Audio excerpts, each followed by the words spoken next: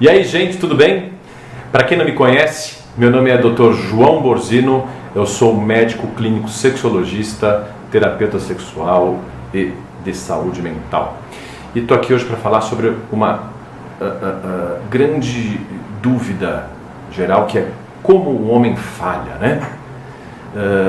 Eu vou exemplificar para vocês com um caso clínico, que é muito interessante, porque a gente conta a história da vida de alguém, vocês começam a entender o que se passa dentro do consultório de um médico sexologista, de um médico que cuida de saúde mental, de um médico que vai ajudar a resolver esse problema. Então, falo o caso de um paciente aqui de origem de São Paulo mesmo, com grau superior, né, formado em grau superior, era administração de empresas.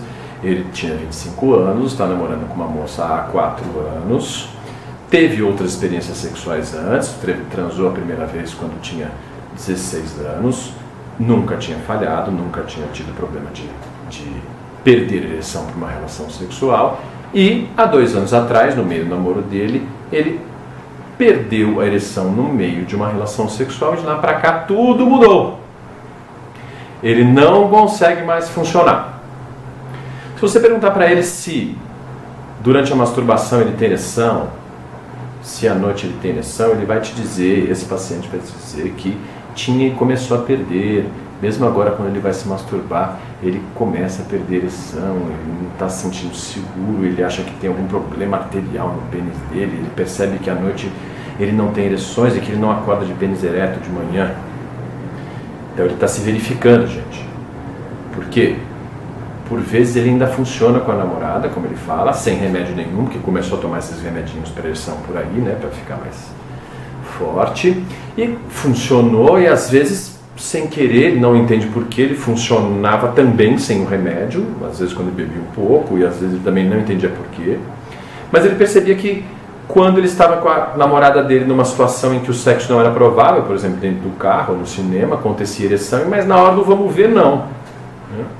E ele, crente que estava com problema físico, tinha mudado a vida dele, porque ele nunca tinha problema, nem pensado que isso podia acontecer na vida dele.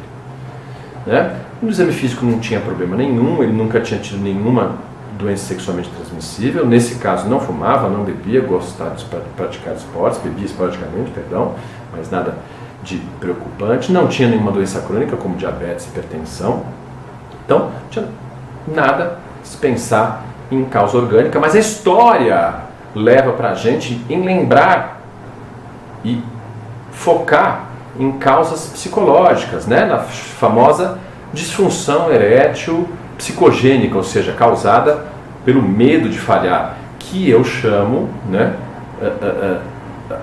transtornos sexuais causados pelo medo do mau desempenho sexual. Então, o indivíduo foi educado de uma forma onde o homem não falha, onde não existe, onde isso não acontece na vida do homem jovem. E que, com o passar dos anos, isso vai acontecer, mas quando ele estiver velho ele vai perder a virilidade dele, assim ele foi educado, perguntando dele, né?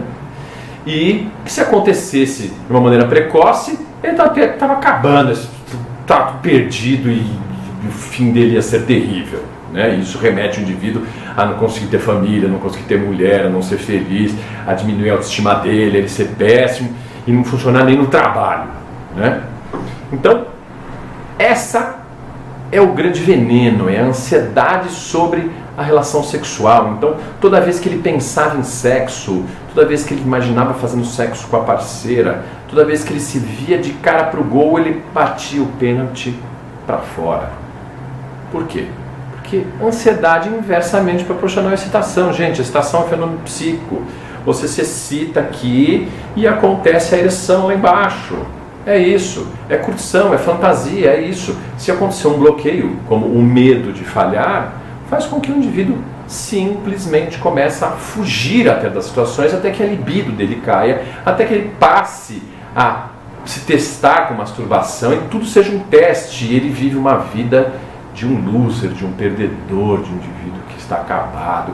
Imagina, e sai por aí procurando, tomando comprimido, garrafada, o que quer que seja, os urologistas por aí falando que então ele tem um problema, nem todos, né? Alguns orientam corretamente, mas esse pessoal nessas clínicas grandes aí querendo oferecer injeção para ele colocar no pênis, por tudo isso que ele passou, sprays sublinguais, coisas mais loucas no mundo, enquanto ninguém chegou para ele, sentou com ele e falou: cara, o que você tem é medo de falhar, isso tem que ser superado, isso acontece pouco a pouco, é um aprendizado, a gente tem que quebrar isso, você só tem um bloqueio, como se fosse um processo traumático, pelo como você entende a vida, está tudo errado. Isso é um processo que leva tempo, não tem comprimido mágico, mas o medo de falhar faz com que você falhe.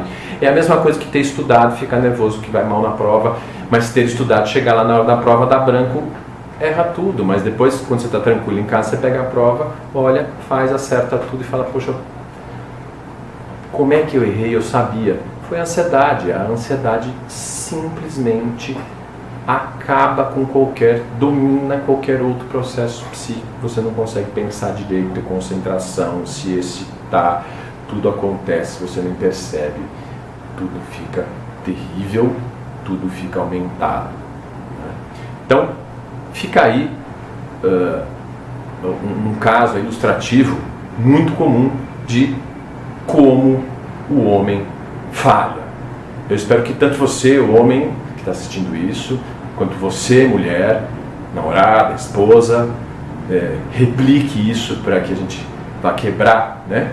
Compartilhe isso aí dentro do Face, dentro do YouTube, nas vezes que você tiver preferência, para que os homens escutem, as parceiras escutem e as mulheres também entendam qual é o problema do homem, na maioria, imensa maioria das vezes. Não tem problema físico, não tem problema orgânico, não, a maioria das vezes é isso. Bom, gente?